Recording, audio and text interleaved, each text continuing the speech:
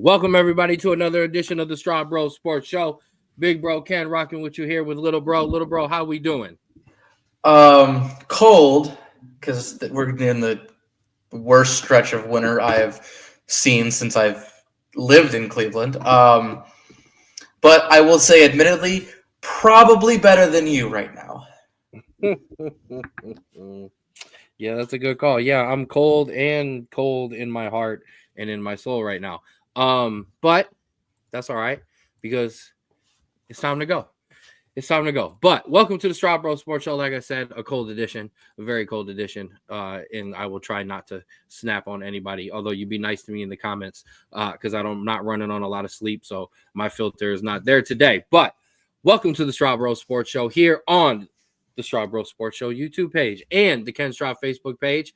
As I see people will be filing in there. And listen, man, you're not the only one. Okay. All right. You're not the only one who gets hyped by the intro song, Bobby. That's why we definitely let it play, and I let it play for way, way too long. But thank you for joining us. Like I said, on the Straub Bros Sports Show YouTube page and the Ken Straub Facebook page. You can also find us on Twitter at Straub Bros Sports. I'm still going to keep calling it Twitter because that's just what I'm going to keep calling it. And we're on the saved TikTok at the SBSS still. Everything is still there. Everything is good to go. We're back for 90 days as of now. Then we are also on Instagram at Straub Bros Sports Show. And, of course, the Spotify page, the Straub Bros Sports Show. Big shout out to all of our people, all of our friends of the show. My guy, Austin. Oh, I'm sorry. Not my guy, Austin, first. The official broadcast team of the Falls Rapids. And I added a little something today.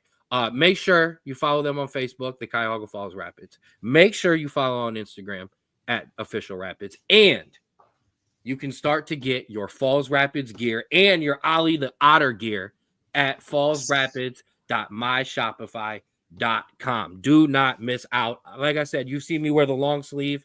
I got the matching sweatpants because, of course, that's what I do. Of course. But make sure you check that stuff out. And make sure you get ready because, like I said, in May, we get rolling. I want to give a big shout out to these guys. They had a joint practice this past week with the Outlaws. And I'm not going to talk any smack, but I wasn't able to be there. But I was in behind the scenes because, of course, I find out about my squad. From what I heard, the boys showed out. And I definitely want to give a big shout out. Because apparently, from what I told, the defense really, really balled out and really, really showed out. So much love to the Falls Rapids as we get rolling. And make sure you check out all the interviews we've done. They're all live on the YouTube page and they're also live on the Instagram. My man Vaughn, big man Vaughn, you're up tomorrow. He already got signed on with a sponsorship deal with East of Chicago Pizza there in the Falls. So we're gonna keep his momentum rolling, and we're gonna post his interview tomorrow. So definitely look out for that. Now, I said it first, and now he's in there. I forgot we switched Austin around. And wait, here, boom, hear from Coach himself. He said, "Man, those guys look pretty good." So yeah, from what I heard, the like I said, the boys looked good and the defense looked really good. So that was good to hear. We will be in. We're gonna have media day, February 7th. So look out for that. There's gonna be some major interviews. I'm gonna be talking with as many players as I possibly can. And not just that, I'm gonna sit down with the coaches. I'm gonna make Coach Ho sit down with me and talk to me again. I know he loves to talk. But yeah, I'm going to sit down with Coach Hood, Coach Gibson again, all my coaches, and I'm going to do some spoiler alert. Be prepared. Daniel's already told me that he is going to interview us. So the Straub Bros Sports Show will be sitting down for their first interview too. And hey, shout out to my guy here. I know he shout out to us, but shout out to you. My man just hit up Florida and won a national and won a championship out there in Florida. So shout out to you, man. Big ups to you. And now you've got to sit down with me on the interview. He keeps saying that the people aren't going to understand him because he's from the South. And I already say it's going to be one of the best interviews we do. So you look out for Media Day. That's going to be huge for us and the Falls Rapid. So stay tuned for that. But not to forget, shout out to my guy Austin at Create Your Own Wave Apparel. Make sure you follow them on Instagram at Create Your Own Wave 2021 and get your apparel at cyowapparel.myshopify.com. And if we didn't derail the show already, it's about to get derailed. Yes. Whoopie Sweets and Treats. Make sure you follow them on Facebook. Shout out to my girl Paula. Follow on Facebook, and that's where you can get in the DMs and you can order. What can you order? Boom. First of all, the Valentine's menu, that is going to end very quickly. So you need to get those last minute cookies, cheesecakes, and cupcake orders in before you get ghosted. Okay, before you get ghosted. I got asked on the car ride to soccer if I was going to be ghosted. So I'm already in trouble. So my order will be going in. Don't you worry. But it isn't just the Valentine's menu. There's the full menu: bread, bagels, croissants, cheesecakes, donuts, muffins, danishes, and cannolis. Get so good. So good. Shout out to all our friends of the show, aka sponsors, but they're our friends. They don't have to pay. They're for free. Those are my people. So shout out to all of them. And without further ado, bro, enough talking about nonsense. Not that it's nonsense, but enough of that nonsense. Let's get to the good stuff.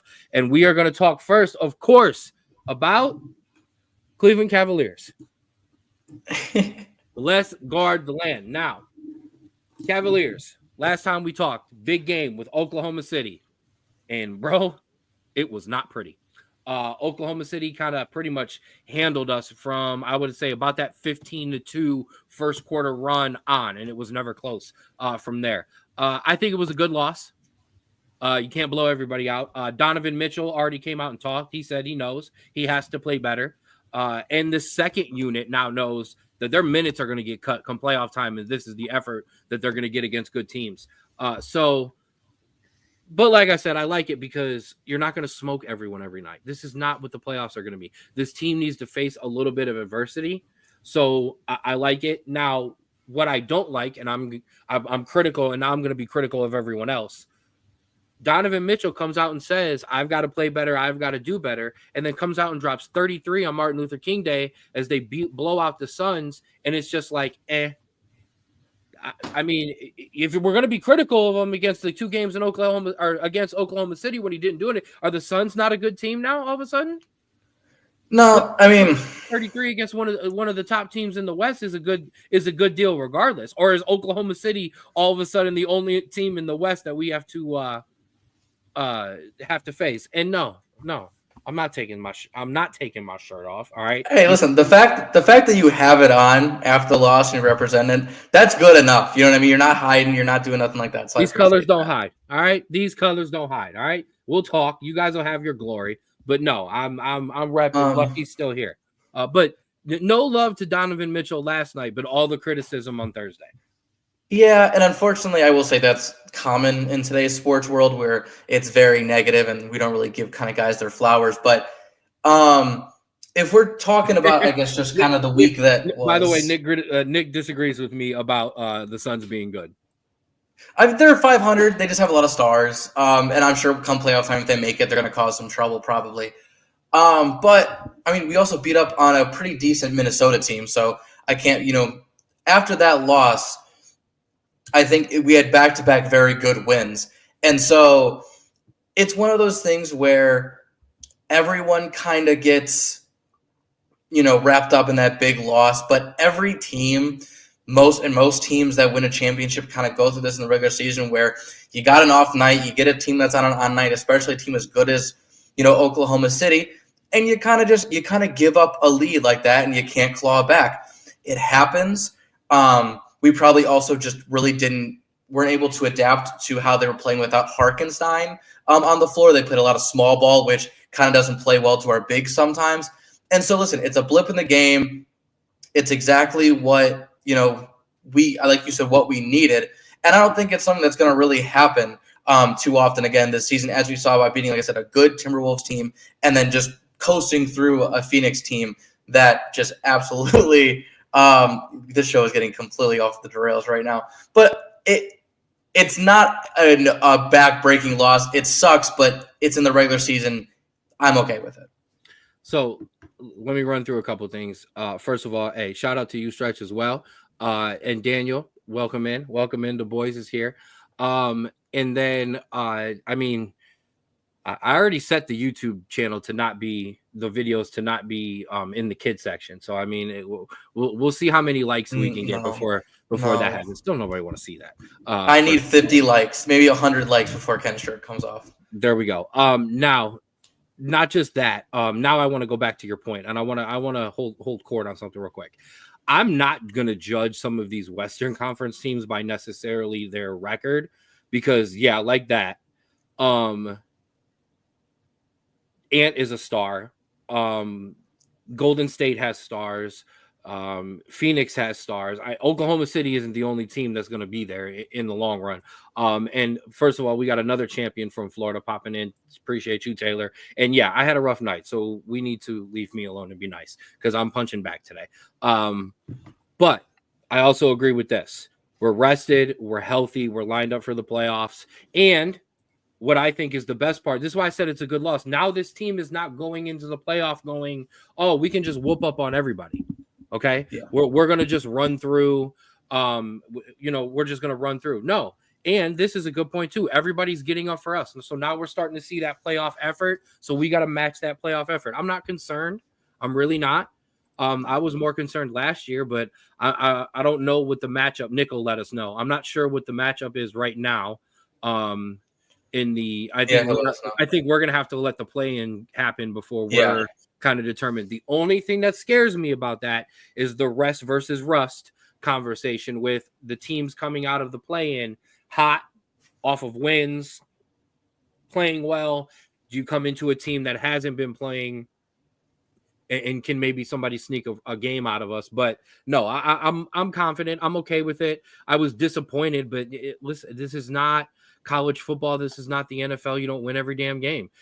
This team is playing really well, and I mean, and no offense, Houston's going to be tough. We're doing a lot of only talking about tough teams in the Western Conference, so I need everybody to slow down a little bit, because like I've said multiple times, this team is not the favorite in the East, because Boston is still going to be in the playoffs. And as long as Boston is going to be in the playoffs, like the conversation we're going to have in 3 minutes when we start talking about the NFL, to beat a man, you got to beat the man. And last time I checked, the team holding the trophy and the guy holding the MVP, finals MVP, they're still running. So until we take out Boston, play against Boston, I can't do it yet. Now, I agree. Here's another good point. A revamped Miami team after the Jimmy trade, possibly getting stuck against Philly. Here's the thing though. Like, if this team wants to play in the finals, you're gonna have to play the Bucks, Philly, the 76ers, or you're gonna have to play Boston. You're not ducking all of these teams. So I can't be, first of all, I can't be overhyped yet. I'm not scared, but I also am not sold on just talking about teams from the West yet. But that's also, I think, what I'm saying is that, like, And we all talk about, like, these Boston teams are going to be tough, this New York team, this Milwaukee team. Yeah, but these teams that, Boston had to go through last year weren't stepovers. They weren't crazy. And so if we have these title aspirations that everyone's kind of saying that we should have, we also shouldn't be extremely scared of these teams to face them in the playoffs, because if you believe we have title aspirations, you should believe that we can beat every single one of those teams in a 7-game series. I love what JB Bickerstaff is doing with the Pistons. I would so love to sweep them out of the playoffs in the first round. Oh, absolutely. 100%.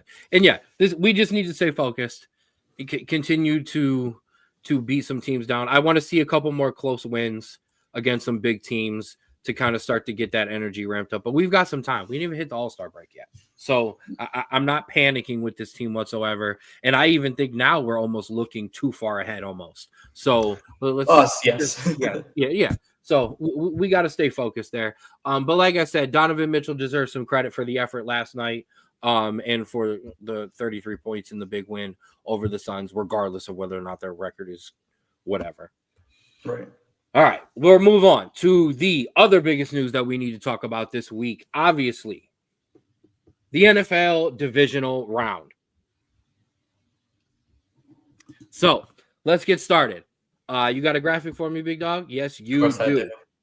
It started on Saturday with what I have. Man, how many times do I got to say this? How many times do I have to repeat myself on this show? To quote the great Ric Flair, to be the man, you got to beat the man, and Mahomes is still the man. Now, I will give Houston some love. I will give some credit. They kept it close. They found some holes in the Kansas City defense, but Mahomes, Kelsey, Kareem Hunt, Xavier Worthy, Isaiah Pacheco, they're too good. And when it comes to fourth quarter time, we talked about Mahomes having the ball, but having to face this Kansas City this Kansas City pass rush, it's not good. No, this was a professional performance from the Chiefs. And what I mean by that is they came in, they knew that they were going to come up against a Texans team that was ready to just take the world by storm after that win against the Chargers, where everyone doubted them. And we're going to continue to doubt them against the Chiefs. They came in, they played their game, and they just dominated on every side of the ball. The Texans couldn't stop them on offense. Chiefs stopped them most of the time on defense. And it was like just a professional performance where they knew they were the better team. They didn't let the hype get ahead of them. They didn't, disregard them or be scared of them because of, them being on fire. They came in, they did their job, and they left with a win. And that's all we expect from the Chiefs now. Amen. And it's just becoming not almost boring. I don't think it's fair to call it boring, but like you said, it's just working. Like they clock in, they get their W, they clock out, they go home. It's not rocket science with the Chiefs. It's really not. The game plan is there. Hey, what's going on, Coach? Defensive coordinator Patterson in the building. But yeah, I agree with you. This is what we come to expect out of the Chiefs. And I mean, we're going to talk Thursday about the Chiefs and the Bills game, but it's hard for me to just look at any team at this point and pick them and say, yes, they're going to beat the Chiefs. It's hard. Now, to the, I would say, biggest result of the weekend, the upset of the weekend, the Washington Commanders walk in Detroit and smack Jared Goff and the Lions in the mouth to the tune of a 45-31 victory. And I mean, I'm just going to say it, man, that boy good. Holy shit, Jayden Daniels is special. Now, I want to give us a little credit. We have talked about Jayden Daniels for 2 years on our, I would say, a year and a half on the show when he was running for the Heisman, and we told you he was going to win the Heisman, and I told you he was going to be special in the NFL. But what he has done and what he's doing in this playoff run, I mean, they got into a massive argument on Get Up, because somebody argued that right now Jaden Daniels is just playing as good at the quarterback position as any quarterback is in the playoffs right now. Now, I don't want to, I'm going to give Jaden Daniels some credit. I can't call the Lions frauds only because that defense couldn't stop a college team right now. It is so beat up and hurt. And when you make Jared Goff push, and when you make Jared Goff have to overthrow and do more than he's supposed to, that's not a success for, that is literally his kryptonite. That is his biggest weakness, is forcing him into push. And I'm not, as much as I want to criticize Detroit, the number 1 seed, having home field advantage, all of that, it's hard to when Jaden Daniels is playing this good. No, I think you're absolutely right. Also, listen, yes, losing to a rookie in the playoffs sucks, but it's happened before. It's not like it's this crazy thing. You're losing to a rookie who's having the greatest rookie season in NFL history, who also took a head coach, Dan Quinn, that took a Falcons team and had one of the best offenses in the league that year, if not the best, and a really good defense that, if not just for a total collapse, would have won a Super Bowl by dominating that great Patriot offense. So while I understand that, we can rag on the Lions, I think one is just a set of bad circumstances where, like you said, the defense is really hurt and the quarterback is being told to do more than he normally does.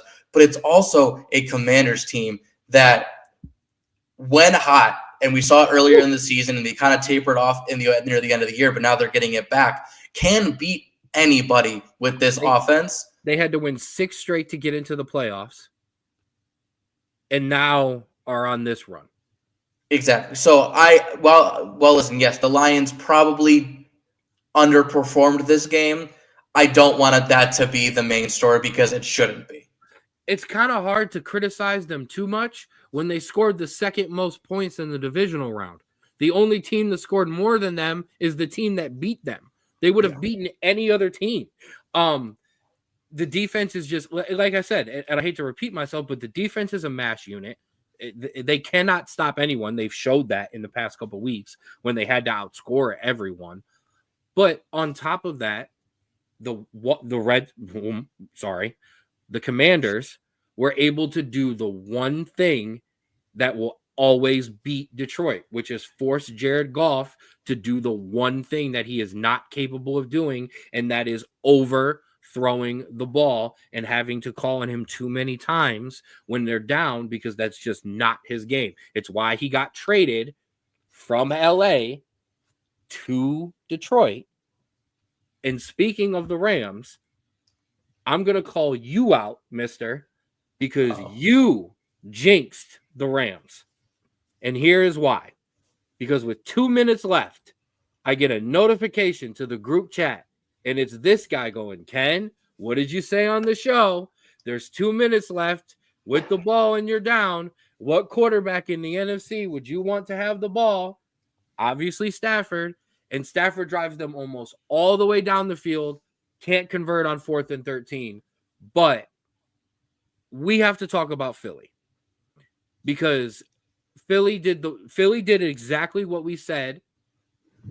Or Philly did what we weren't sure that they could do, which is come out and play physical again. And as much criticism as people want to put on Jalen Hurts, the stat doesn't lie. He is now undefeated in the playoffs when he throws for under 100 or under 200 yards. I think it's under 175. He only threw for like 134 yards. As much as we want to criticize, have they figured out exactly the formula to not allow Jalen Hurts to lose them the game? I got to turn the lamp on.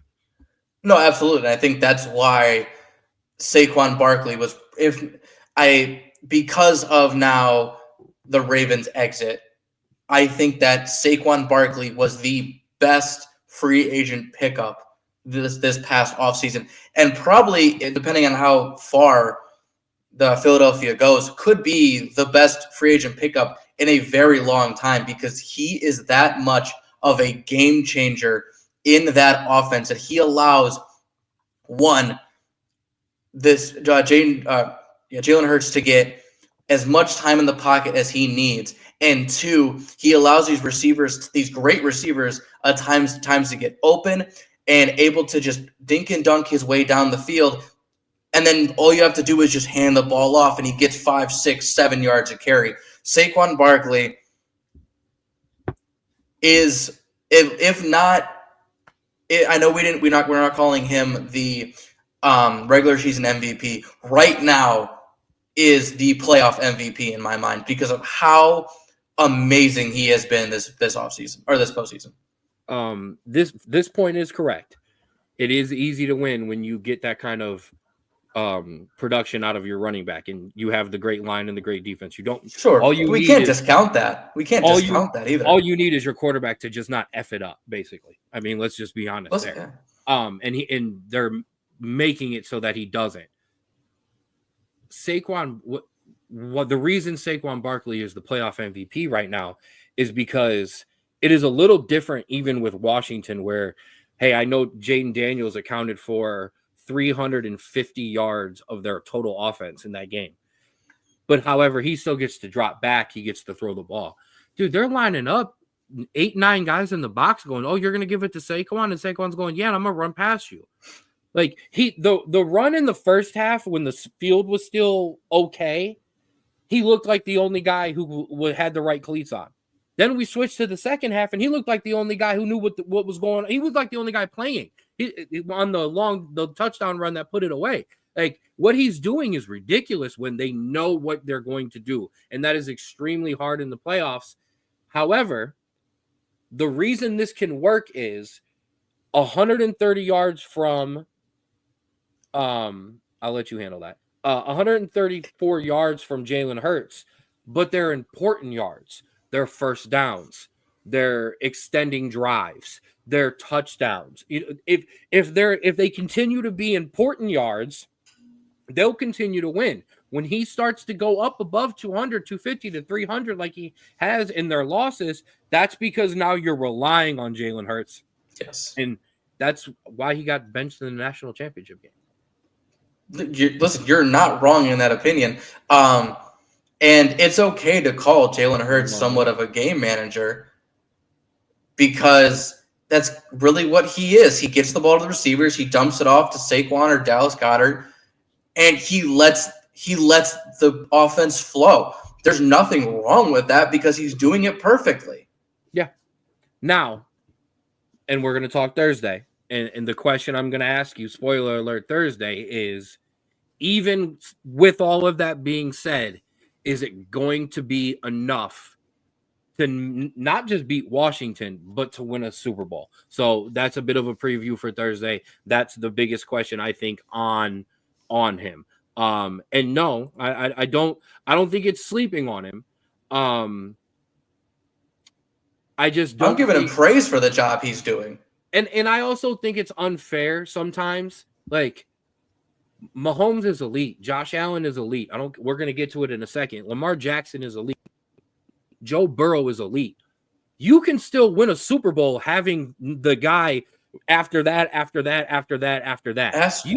Trent Dilfer.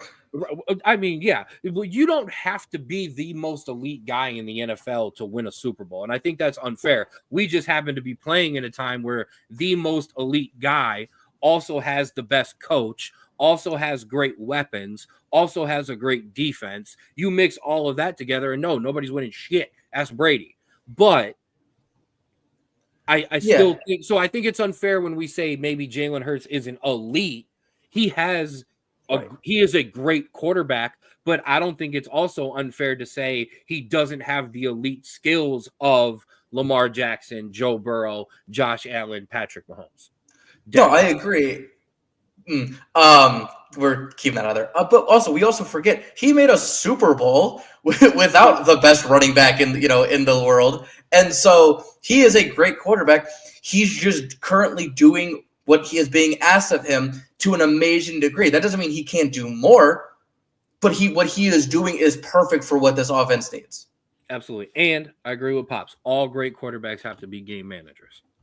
Yeah. It's Mahomes doesn't try to win the MVP anymore. Mahomes does what he needs to do, and he'll do more when come playoff time when it's winning. And I mentioned this when we talked about Lamar Jackson at the beginning of the year. The difference between sometimes, and I'm going to heap a whole bunch of praise on Lamar Jackson here in about 30 seconds, but the criticism of Lamar was he ran too much. Yeah. The thing I always talked about is the greats, Mahomes, Steve Young, Brett Favre, in his day when he needed to, Troy Aikman. Guys who run when I need to, not Yes. because I want to or it's a good thing to do. When I need the first down, I take off and I make that play and I put my body on the line. Clutch runs is what I'm talking about. So there's a difference there. So yeah, I think it's a formula for success, but we'll talk about more on that Thursday. Let's get to the heavyweight matchup of the weekend that lived up to every bit of the hype. The two MVP favorites, Josh Allen, Lamar Jackson, both of them balled out. Both of them showed us why they're favorites. Derrick Henry did all that he could, but in the end, it was not Derrick Henry not being able to move the ball. It was not Lamar Jackson missing throws because Lamar threw some darts after that interception. But it was the guy who has bobbled 2-point conversions before and lost them a game, and a guy who not just fumbled the ball, but then dropped the game-winning or the game-tying 2-point conversion.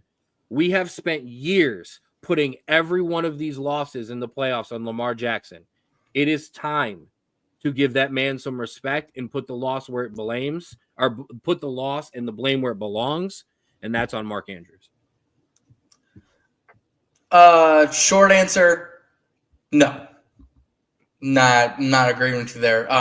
Did he technically lose them the game in that segment of a play? Yeah, he dropped the ball that was behind him. He couldn't corral it. Dropped the ball.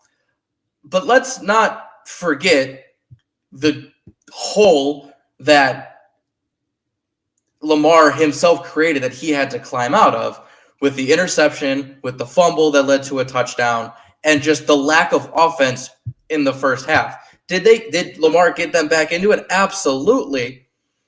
But I don't want to get rid of 3/4 of this game because of one play at the end. Let me count. So okay. Well, hold on. If we're talking this whole thing, is it also on Mark Andrews? Yes, because he also fumbled earlier in the game as well. Yes, he is absolutely a part of it. But I'm not putting this game solely on Mark Andrews. I am putting this on the entire offense, and that includes Lamar Jackson for getting into this hole and having to try to climb out of it and banking on a tight end, an old tight end that has had a down year to save them and keep them, not even win them the game, to tie it and maybe get a chance in overtime. That I'm not putting that solely on him. And that's fine. Now I'm good. I'll succeed that we're not going to put the blame solely on Mark Andrews. Here's my problem, though. Okay, I have been as critical as anybody of Lamar Jackson in the playoffs. Lamar Jackson did the exact opposite of what he has done every time he's quote unquote choked in the playoffs. What Lamar has done is balled out for 3/4, and he's absolutely dropped the ball in the fourth quarter. He did the exact opposite. He made he made two big mistakes early on. The fumble, trying to do too much, and the interception was a bad throw. He owned it. Then they absolutely owned the third quarter. And then in the fourth quarter, looked as dangerous as ever, looked the better team, looked like they were going to start to run away with this game. Lamar did everything he could. Andrew fumbles. Then threw an absolute dart on the touchdown. Then did everything that he was supposed to do as a quarterback on the 2-point conversion. And I'll be honest, the only people who are diehard Bills Mafia would have believed going into overtime, had they had scored that 2-point conversion, that the Bills were going to win that game. All of us were like, oh shit, this is Lamar's time. And his teammates let him down this time, not him letting down his teammates. And I understand all of this. Okay, I understand that those teammates, they're gonna do that no matter what. Mark Andrews is a veteran. He's a beloved guy. There's no way they were going to throw him under the bus. However, Lamar was pissed off in the press conference. It did mention hang on to the ball. However, I know it was implied he was talking about himself, but he was talking about his team as well. I'm gonna say no, because I have Montana over that, and he's number one in Super Bowl. But no, I think I would consider that his teammates let him down. I think there's blame to share all around, but that's what happens.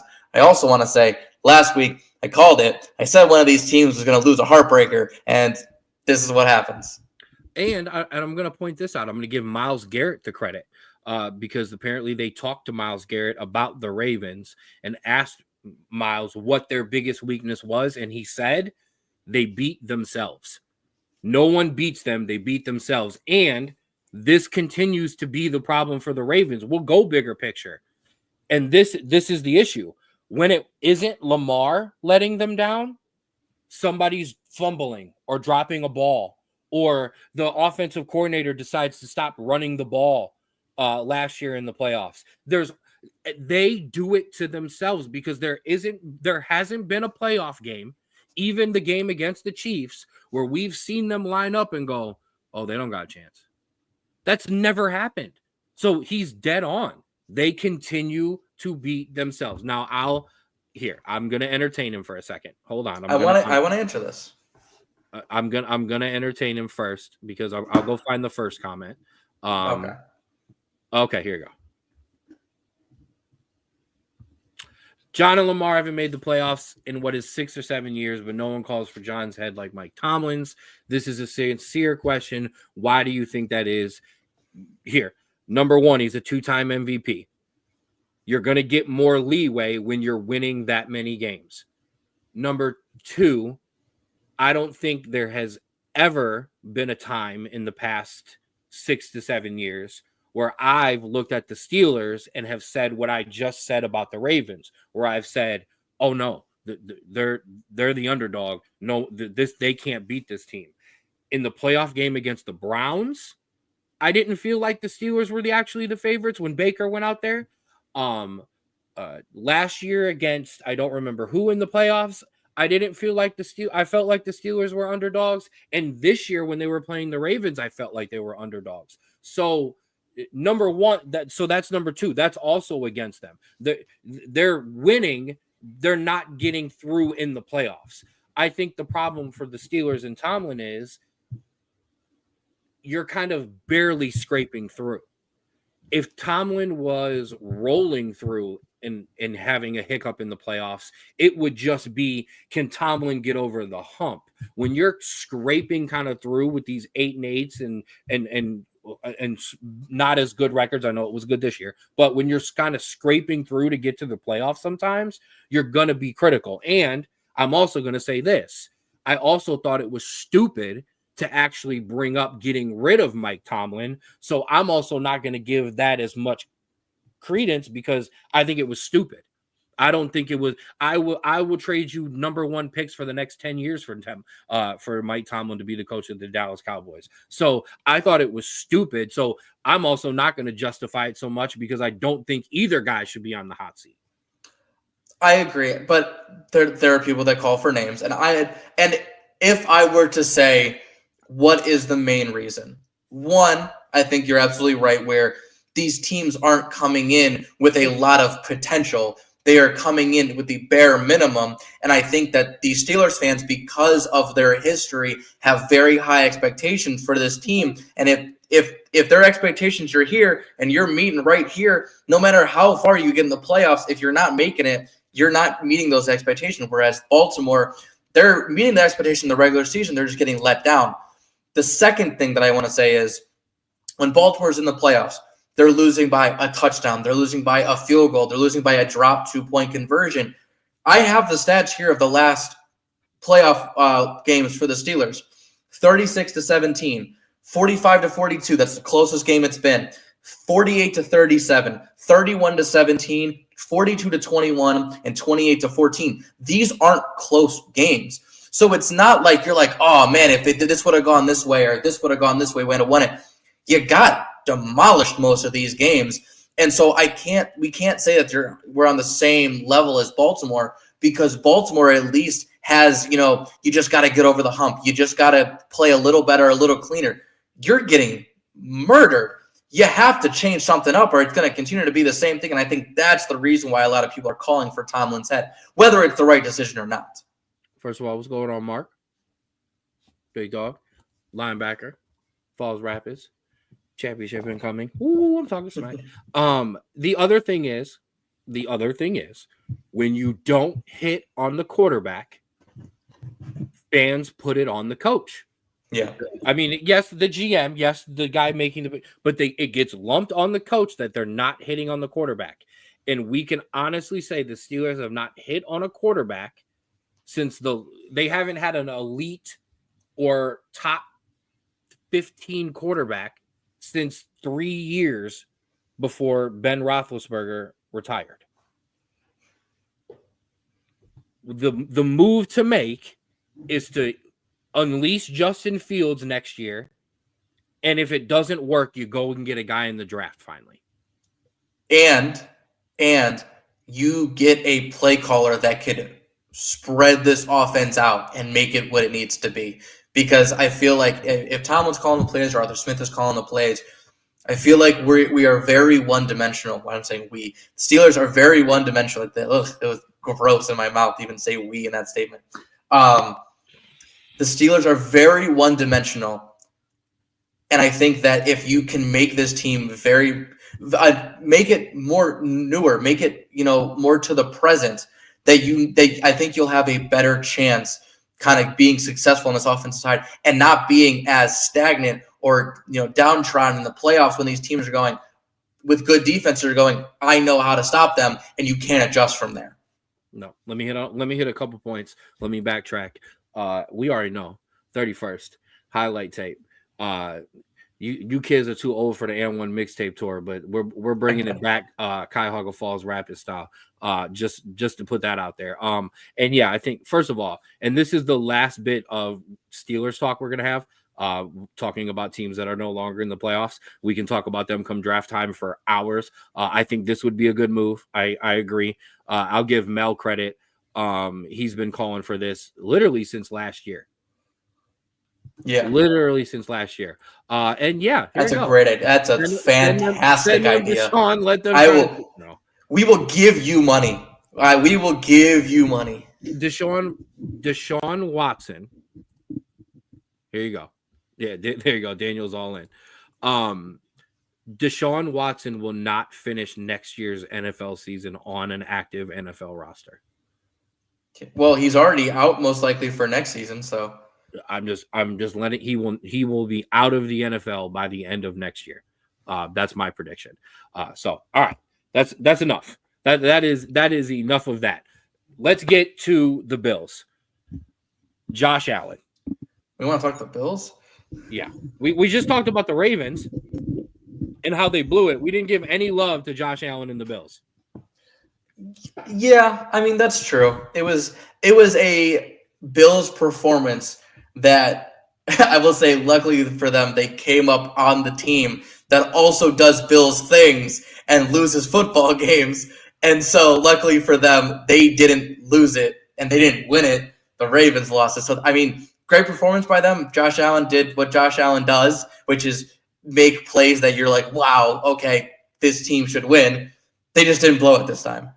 Daniel, I can say that comment. I can't put that comment on the screen. But yeah, Josh mother bleeping Allen. Just to lose to Patty. And we're gonna talk Thursday. We are gonna talk conference championships. We are obviously gonna talk Raiders, Commanders, and Eagles, and then obviously we will talk about the heavyweight matchup that is Bills Chiefs 3.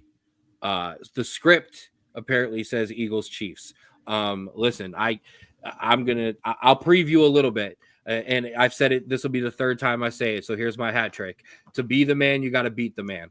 So I'm glad it's there for Josh Allen, because if they're going to ever get over the hump, go to Kansas City and get over the hump. You have built this team for 3 years to beat this Chiefs team. Here you go. You took out the person who will probably win the MVP in Lamar Jackson. I think it's Josh Allen, but that's irrelevant in this conversation. But the guy who probably will win MVP, and now you get the man. And if the Bills and Commanders make the Super Bowl, I won't be an issue. It won't be an issue if the other team wins for me. No, and I listen. I'm I'm a Cowboys fan. I'm a Notre Dame fan. I root for dynasties. Okay, I'll be okay with the Chiefs win. It doesn't bother me. So we will see. All right. Finally. All right, let's do it. College football national championship game was obviously last night. Ohio State versus Notre Dame. And obviously, Buckeye Nation, congratulations. You are the winners of the 2024-25 College Football Playoff National Championship. Hey, listen, it was a great game. I don't think either side truly either dominated or got dominated that game. Listen, that first drive by Notre Dame had me that first drive by Notre Dame had me completely ready for a heavyweight fight. Unfortunately, that type of drive never really kind of came back for Notre Dame. But Ohio State came out with a real mentality of Notre Dame is going to. They respected Notre Dame, and I respected the hell out of that because they knew that this Notre Dame offense was going to get points. It's not like they were going to stop them. They didn't overcommit to anything, but they trusted in their offense and they trusted their scheme. They knew that Notre Dame was going to take away the deep ball. They kept taking the nice, easy passes over the middle to get them the first downs. They did everything right. And listen, credit to Ryan Day, credit to Chip Kelly. They had a perfect game plan and they executed to almost perfection. And it was really well done. I don't think either team lost that game. I think Ohio State won it, and that's a great credit to Notre Dame. So I'm going to give you 3 to 5 minutes of neutral, good sports analysis, good sports commentator, and then I'm going to put my Homer hat back on. But, yeah, first of all, of course he took forever. They ran him 9 times. He was throwing up on the sideline. But I was glad, and it took us to about the third quarter, where I finally said, okay, we belong. Even after the first drive, I didn't say that because we didn't see Ohio State with the ball. So I can't say we're there yet until the defense come out, and then they came down and drove it right down and scored. We belonged. We got in there. We made it a game. We made Ohio State sweat a little bit. I mean, it was 16, but still, we made you sweat a little. It was at the 8 at some point. You just, That is a complete team, top to bottom, offense and defense, and they ran their game plan to perfection. They picked up first downs. They found holes in the defense. They got pressure on the quarterback. They shut down the running game after the first drive. And I'll be honest, they had the running game shut down in the first drive. They didn't shut down the quarterback run. So that was the only running game we had. Other than one beautiful pass, probably the best pass Riley Leonard's ever thrown over top of the defense there. We weren't really in this game. It took some mistakes to happen for us to kind of get back in it. But even then, Ohio State put their big boy pants back on and kept it rolling and kept it going. Now, I love them. And Marcus Freeman, we trust. They stuck to the game plan. We didn't panic. We weren't scared. The moment wasn't too big for us. Excuse me. And what's up, Vaughn? And what's up? And I'll throw yours up, even though you're answering it for yourself. The moment wasn't too big for us. We belonged, but Ohio State then, when the game got even close to a little bit, they put their big boy pants on. They hit the plays. They found their top talent, and they did what they were supposed to do. So all credit to Ohio State. They won the game. They came out. They did what they were supposed to do. They made the plays. They took a page out of our notebook and started running the quarterback run when they realized how great it was, and we couldn't stop it. So I have to give them all credit in the world. Now, no shit, that's what $20 million worth of NIL will get you. You better. You better have won. Listen, this Ohio State team was honestly, beside that, oh god, what was it 2019 Alabama that had Devontae Smith that whooped on Ohio State. This is one of the best college football teams I've seen. Like it's up there with the LSU team with Joe Burrow. It's up there with the Alabama team. It is they were a studded team top to bottom. Running back was great. Quarterback play was above average, good, maybe great for college. Wide receivers, world class. But all of those guys are going to be in the NFL. However, they're making more money now than they will in the NFL.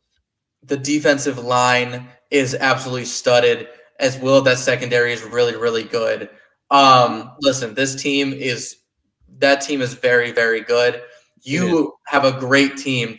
You just came up against a juggernaut, and that's, I think, the issue. It is the best team NIL money can buy, because that's what it was. And what's going on, Dom? We appreciate you checking in with us. What's going on? All right, let's move on before we get even saltier. Listen, I told you I would give you some objective analysis, and then I was you said 3 to 5 minutes. You gave me maybe a minute and a half. Hey, listen, credit to them. They listen. Like I said, that we could not stop them because everywhere on the field is a 5-star guy. Okay, every guy on defense, other than the kid who keeps getting called for all the flags because he can't play defense. Every guy on that defense, on the defensive line and the linebacking core and some of the corners, they're all studs. They are all monsters, and they played to their absolute potential in this entire playoff run, and they are deserving national champions. Yes, I am not also going to sit here and not point out that that is the most expensive team in the history of college football. Okay, sure. I don't care. We'll be back next year. I hope so. I really do. We got a tough schedule. It's fun to see you excited during these late months again. I would also listen. This was a fun run, but this was also the most anxious and anxiety-ridden and the most sweating I have ever done during some football games, and I enjoyed it, but I also didn't enjoy some of it. So I mean, you're a Cowboys Notre Dame fan. It doesn't happen too often. No, you're funny. You're funny. Lou Holtz was in the building. Shout out to Lou.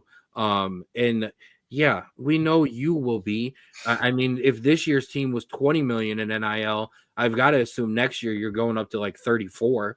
And you'll just buy everyone else. And no, absolutely not. No, that man pledges his allegiance to his Cincinnati Bearcats, where he graduated. So once upon a time ago, one very, very smart man sat young Andrew down and told him if he was going to D1 school, he needed to disavow his allegiance to Ohio State and root for his D1 school. And now that very smart man sits in the chair next to him and talks to you about football. How about that? I had such a good thing going. We were top 10 every year, and that was the one team I could root for that I knew was good. And I traded in for another mediocre franchise. God damn it! Ugh. Oh, that is too funny. Oh, and Vaughn, you were checking in late with us. I gave you a big shout out for your sponsorship deal, and we're going to back that momentum up with your interview that will drop tomorrow. I wanted to get that in before we start talking footy and everybody runs. But enough. I don't want to talk about congratulations, Ohio State. I'm done. I don't want to talk about any more college football.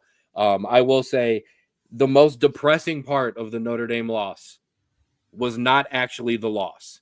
It was when I laid down on my pillow and realized I don't get to hide. I have to come sit here in front of you Buckeye jerks and talk about this game. So yeah, if you didn't think I was coming up here with my gear, you got me messed up.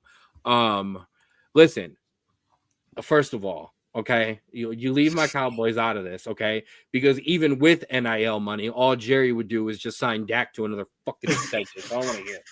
All right, leave me alone. I'm not in the mood today. All right. So if this wasn't a more depressing 20 minutes, it's about to get worse. So stick around, ladies and gentlemen. If you like to see me angry, this is going to be fun. It's time to talk some footy. It's time to talk some EPL. And here are your major talking points from the weekend. Manchester City put 6 past Ipswich. Chelsea, little bros Chelsea, put 3 past Wolves and get back on track for the winning in the Premier League. Liverpool put 2 past 10-man West Ham. Bournemouth put 4 past Newcastle. Arsenal dropped points to Aston Villa in a 2-2 draw. And Jesus Christ, we're going to get relegated, aren't we, bro? As Manchester United get battered by Brighton 3-2-1. Yes, Bobby, you can throw footy for a loop and give us something to talk about. And you already know, Vaughn, we appreciate you as well. I cannot wait to drop it. And yeah, Bobby, I will let you know when to throw that in there. So where do we start? You want to start? You want to just keep me being depressed? Or we want to just keep it going here? Yeah, let's get it out of the way. Sure. Manchester, excuse me. See? I can't even. Listen, Manchester, a soccer team will do that to you, all right? A soccer team. Manchester United lose 3-1, lose all the momentum that we've had. Ruben Amorim comes out and said that this is one of the worst Manchester United teams ever. I kind of agree at this point. And no, you all good, Morgan. You my guy. You know that. Although you said I looked like Danny DeVito and twins standing next to somebody, so we're gonna have to fight. But I didn't forget that. I'll let the people in on the joke. But yeah, this sucks. No, yeah. Listen, I've been there. Maybe not as bad as that. Start. I've been. No, shut up. I was at like 13th place like 2 years ago. I don't want to hear it. I got the relegation jokes too. You gotta live through these years, man. They suck. They suck so bad because you don't want to watch your team, and there's times you don't watch your team because you are saving your mental health.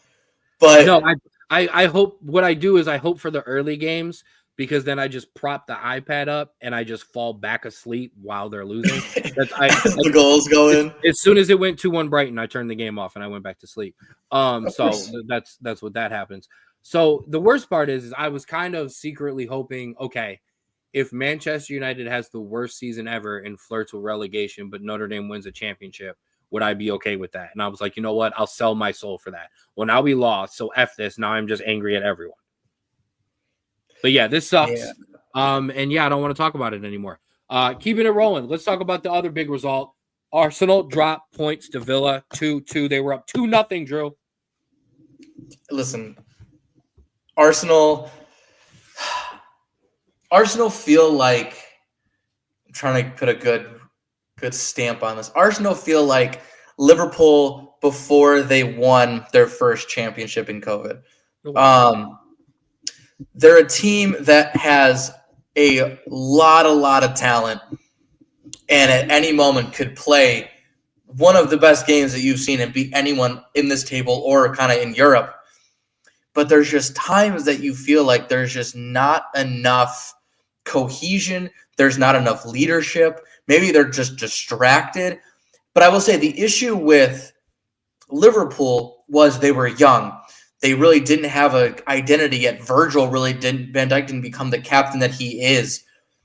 This Arsenal team doesn't feel like, at least for now, well, one, they do have big injuries in Saka and Gabriel Jesus. So I'll give them thing for that. But they don't feel like they have an identity that they're growing into. I feel like they're just kind of trying to get through on their skill and their talent.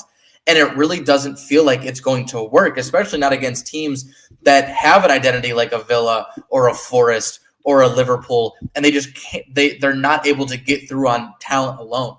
So I'm glad you brought up that Liverpool team because the reason that Liverpool team ended up being successful was not because Mo Salah, Sadio Mane, and Roberto Firmino. It wasn't just because they were scoring goals every time they touched the ball. It was because when games got tough, James Milner and Jordan Henderson would grab the game by the scruff of the neck and make sure the result got handled, make sure the 3 points were held, make sure the goal was scored to get the draw, make sure the team held and got the third goal to actually win the game and come back all the way. This Arsenal team does not have the veteran presence for somebody to grab the game by the neck and go, slow down, everybody calm down, get your together and go. And the reason I'm going to be critical of that is because it was one of the actual soccer talents that I had. okay, as a defender. I could grab my team by the neck and go, slow down. We're all out of place right now. We need to lock this down and make sure we get a result. And that, for me, I'm going to put solely on the head and neck and shoulders of Declan Rice. You have the $100 million plus price tag. You were brought in to be that for this team. You were brought in to be the guy that grabs the game, that slows it down, that makes sure things get handled, that drops in and makes sure the guys in the back are good, that makes sure he moves the ball solidly so you're not losing it at will. He's supposed to be that guy, and he's just not him. I'm glad because that's the name that was running through my head for my next point is this man was brought in, the center defensive mid. He was the leader at West Ham. He showed you leadership capabilities. He comes into a big team. He drug a West Ham team that was not that talented to a Champions League place and a Europa League title. Yeah, but then he gets to a bigger team with bigger names, higher expectations, and it feels like he just doesn't control the field. He doesn't control the players. He can't do it. And whether that's Arteta, maybe conflicting, like I said, I don't know, or if he just doesn't have it in him, or he's not being asked to do something like that, and he's not taking advantage of it, we'll never really know. But I think that's the issue with this Arsenal team and why they have yet to really capitalize on this great and talented team is because you don't have a Virgil van Dijk, a Jordan Henderson. You don't have a for City I am forgetting his Kevin name. De Bruyne, a Fernandinho, a Rodri. Rodri, thank you. A Vincent Company. You can go through the line of their title-winning teams and find those veterans. Well, the last time Manchester United was good, you had Paul Scholes, you had Ryan Giggs, you had Wayne Rooney, you had Rio Ferdinand. You had guys who could grab the game, grab the team, and go, no, this is not gonna fall apart. And Declan Rice is not doing that. If we're gonna put the criticism on Declan Rice, I think the problem is as well. Declan Rice is the captain. Declan Rice is the guy. Declan Rice can't grab the game and gets too frantic, and that is a direct result of him, or that is a direct reflection of his manager, Mikel Arteta, as well. Mikel Arteta, for me, as an opposing fan, I never go into a game against Arsenal being nervous about what he is going to do. Pep Guardiola scares the shit out of me. Before he left Liverpool, Jurgen Klopp scared the crap out of me. Arne Slot, I mean, I know we took down Liverpool, tied Liverpool, but still scares me. There are managers in the Premier League that scare you with what they can do. Mikel Arteta has one of the best squads in the Premier League, and he don't scare me for nothing. All of these videos that come out of him in the locker room never are flattering. They always make him look over emotional and like he rides too much of the results himself, where the manager can do that sometimes, but he's also supposed to be an even presence, a calming presence. And every one of his press conferences, all he does is whine and complain about weather and complain about the ball. It's just a bitch, and it's just an excuse every time. So at some point, when do we take the criticism off the players who can't control themselves and can't not panic when their manager panics? Yeah. And here, maybe he needs to switch it up. Ruben Amorim has been calm throughout this entire tenure so far at Manchester United. There were reports that after the Brighton game, he flipped some tables, kicked some chairs, and told players flat out, if you're not going to meet my standard, then get the F out. So maybe Mikel needs to stop throwing chairs every game, maybe calm yourself down a little bit, and maybe your team will follow suit. I think that's as big of an Arsenal problem as the play of Kai Havertz and his up and down, Declan Rice not standing in there, the injuries. I think that's just as big of a problem. No, I agree. Because I will say this, Manchester City would be the same, and I don't know where Sean is, but Manchester City fans would be the first to go, don't you dare start talking about injuries without mentioning our team. Yet we don't talk about Manchester City being soft. We just know that they just don't have the players right now to get the results. Yeah. And I think the same way that we can look at a manager who maybe isn't big enough and going, well, if he's not up, the players aren't going to care. it also goes the other way, where if your manager is constantly yelling and flipping and whining and everything like that, where as a player you go, well, that's just what it is, and then you don't feel the urgency because you believe that he's overreacting, and so you don't react in a justifiable way. A great manager knows how to pick moments to either let his team go and figure it out, or to get on them and get them motivated. And that's the difference between people who win leagues, who win trophies, and ones who get second place and can't win anything. Won a trophy. He was at Manchester City. It's the last time you lifted a trophy. Okay, a major trophy, I should say.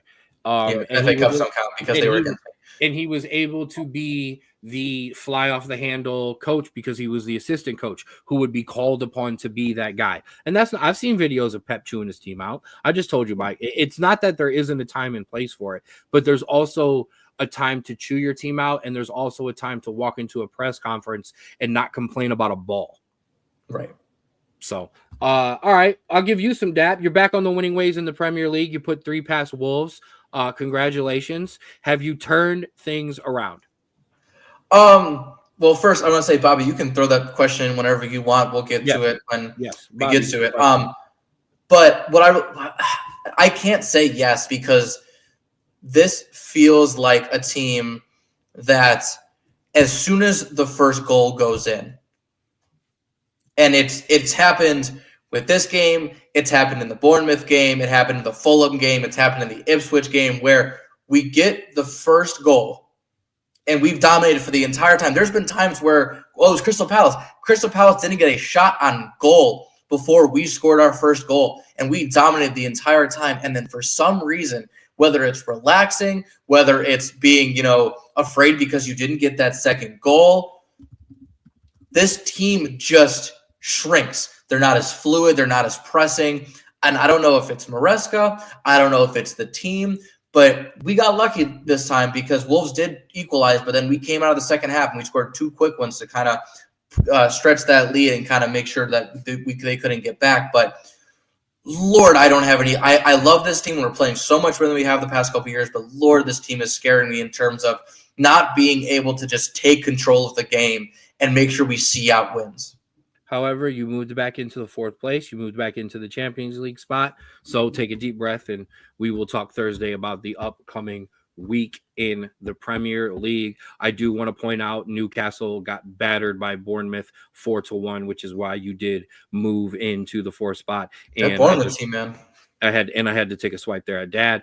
We will be mentioning this on Thursday, but congratulations to former Cleveland Indians pitcher CC Sabathia, who has made it rightfully to the Hall of Fame. Whether he wants to admit that he played with us or not.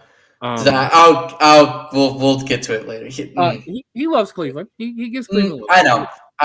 We'll get into it on Thursday. Now, before we finish with Drew's forever running greatest segment in American United States men's national team history, we will get to Bobby's question. How about the Cleveland Crunch dominating again so far this season? Not sure if we remember them. They used to be the Cleveland Force. Well, I get to flex a little bit here. Hey, Bobby, you are part of the Rapid, so you guys are new to the show. Last year, I covered the Cleveland Crunch on their way to their 5th championship, did some shows, did some interviews, did some championship post-game stuff or championship stuff as well. So much love here for the Cleveland Crunch. So I'm going to make 2 points. Number 1, they are dominating. They will continue to dominate. The MISL championships are in Cleveland this year. The Crunch will be there, and they will be adding a 6th star to the banner. This is a lock. This is without a doubt by far dominating the league.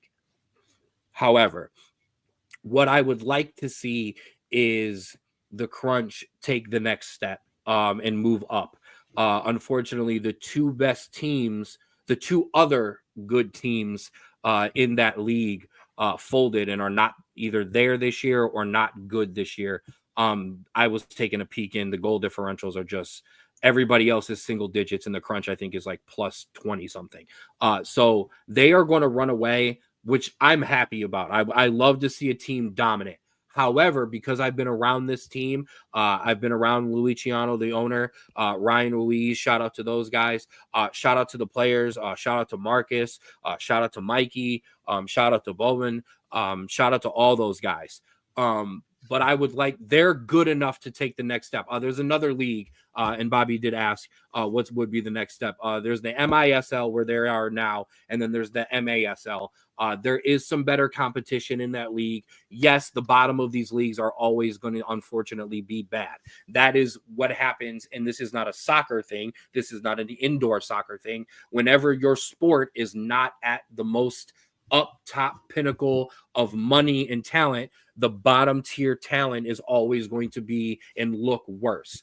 But the MASL has some better teams, has some better talent. I think it would be a bigger challenge. I still think they would go in and compete immediately. But I would like to see them push themselves. I would also like to see them get the absolute hell out of the Sportsplex. This is no disrespect to the Sportsplex. I coach there every Saturday for my son.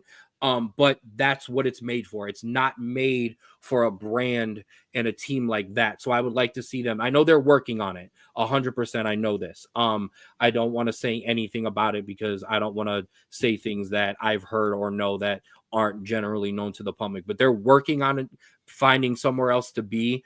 So they can pack people in because their games are packed. They will continue to be if they go to a bigger venue. But I want to see them.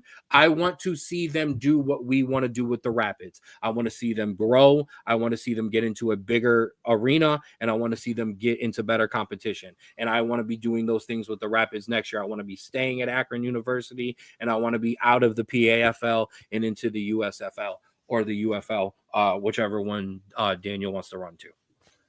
Yeah, and I think that's a great point where I think the unique thing about soccer in this country, which is different than I think soccer in Europe, but also different than any other sport here, is that there are many avenues to go in terms of growing your current kind of franchise where, even if, the Cleveland Crunch are playing the best competition, are in the best, league in men's indoor soccer, there's never a bad opportunity to maybe branch out to an outdoor soccer team where you're able to kind of rise up the ranks there, where I think it probably there's a lot more growth happening.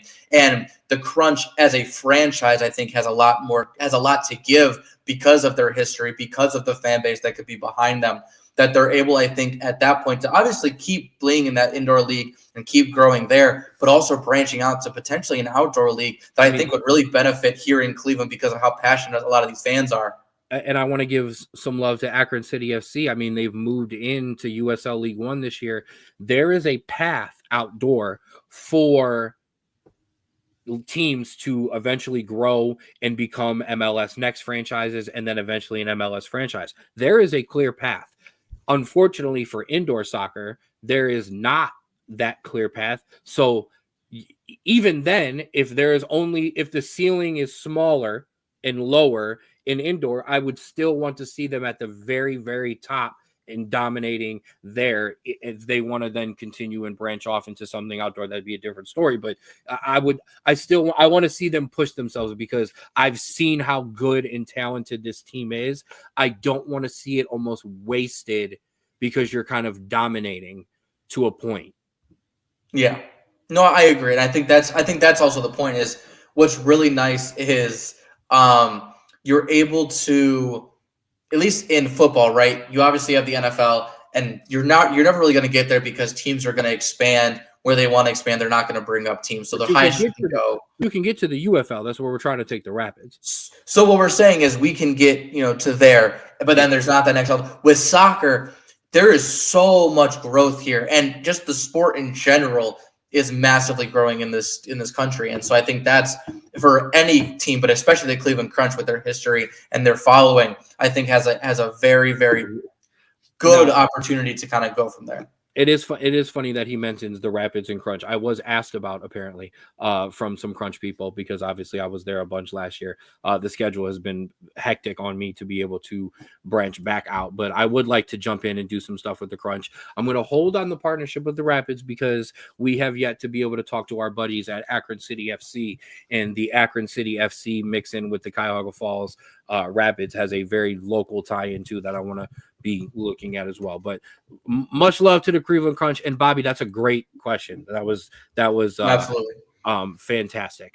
All right, so we're gonna end it on that. That was a great way to end it on that good question, Bobby.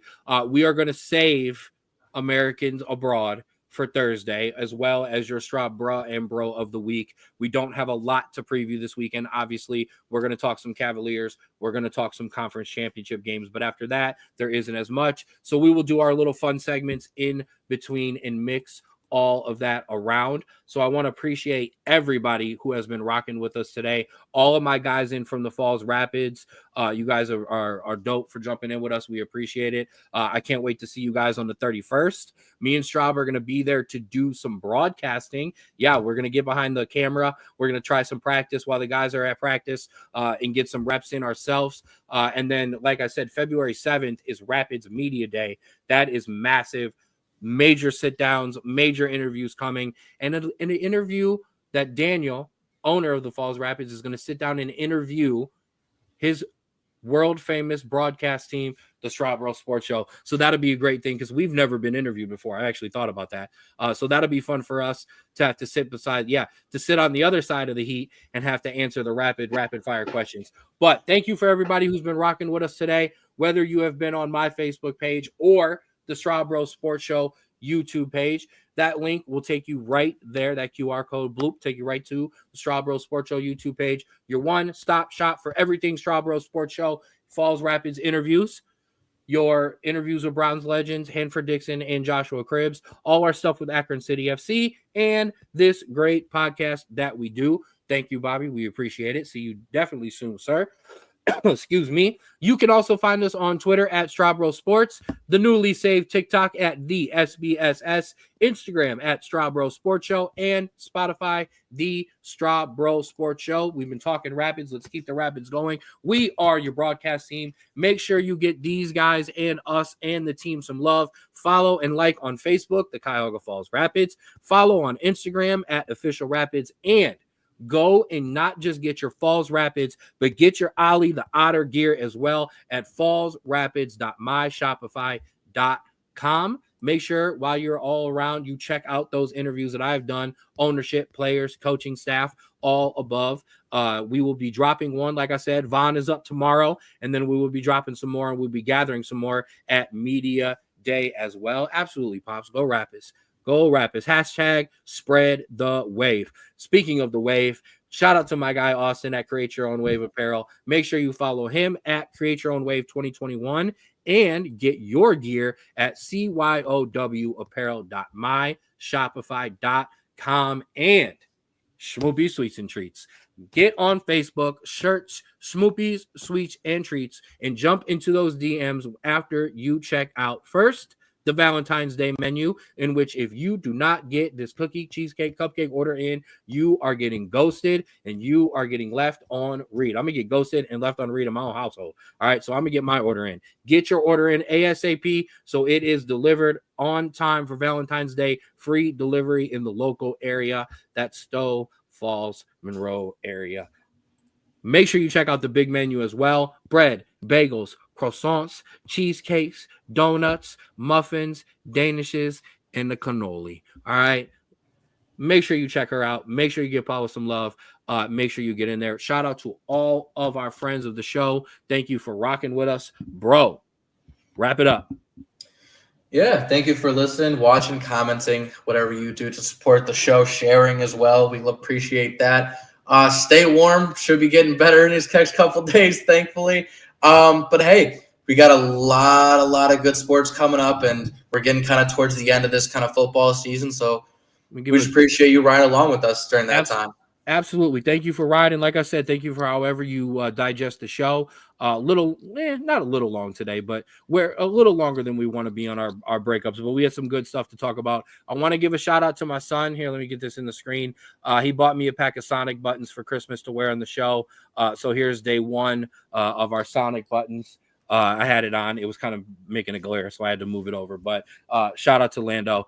We go for 2-0 this weekend at soccer, but we'll talk more about that Thursday. Thank you for rocking with us on the Straub Bros Sports Show. And please remember to always love